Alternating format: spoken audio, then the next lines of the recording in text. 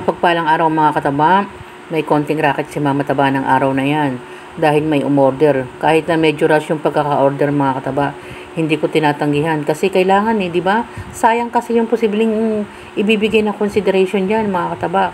Panggastos na niyan sa mga ibang gastusin, mga pambayad ng mga bills, kaya hindi ako tumatanggi mga kataba.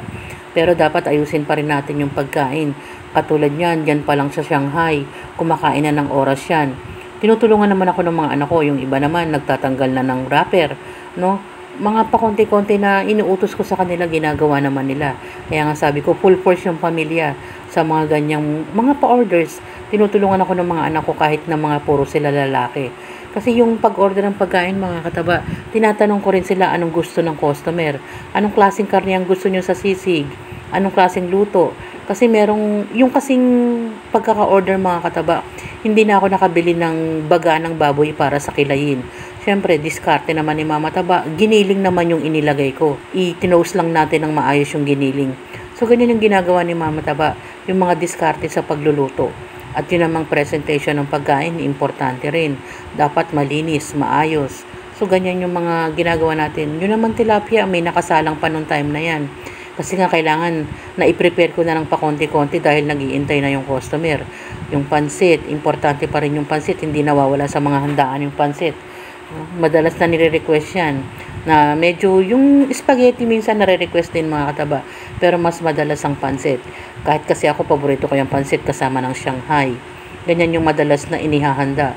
Kasi Christmas party yan parang get together ang dating ng mga bata dyan Kaya yun yung ino-order. Ako naman, nagpapasalamat pa rin ako dun sa mga dati nating kakilala mga kataba na ako yung kinukuha nila kahit sa simpleng okasyon lang, mga ilang tao lang. Pero matutuwa ka pag nagbigay sila ng magandang feedback. O te, ang sarap ng niluto mo. O te, ganon. No? Sinasabi ko, hindi nga. Pero yung makarinig ka ng ganon mga kataba, sulit yung pagod. Hindi yung ibinayad sa'yo Yung sinabihan ka na maayos yung pagkain, yung pagkakaluto, yung pagkaka-deliver ng pagkain. Importante yon mga kataba. Yan, may adobong manok. Ang gusto, tinanong ko rin sila dyan, anong gusto yung manok? Spicy ba? Tuyo ba? Ganon yung mga tinatanong ko madalas Ayaw nyo ba ng may sili? Ayaw nyo ba ng maasim? Yung mga ganon. Papanong luto yung gusto nyo? Kino-consider natin yung gusto ng customer. Kasi sabi ko nga, sila yung magsasabi kung ano yung mga request nila. At yun naman yung gagawin ni Mama Taba. Siyempre, pag binigay ko naman sa kanila yan, sinasabi ko naman na kahit papano na kung ano yung mga ni-request nila, yun yung ginagawa natin. Kasi ganun yung mga dapat natin gawin pag may mga umu-orders. Mag-iingat din tayo dun sa pagluluto ng pagkain. Kasi importante lalo na pag pagkain Kaya nga naglalagay din ako ng foil sa ilalim para mainit pa yung pagkain. Yan, tignan nyo mga kataba.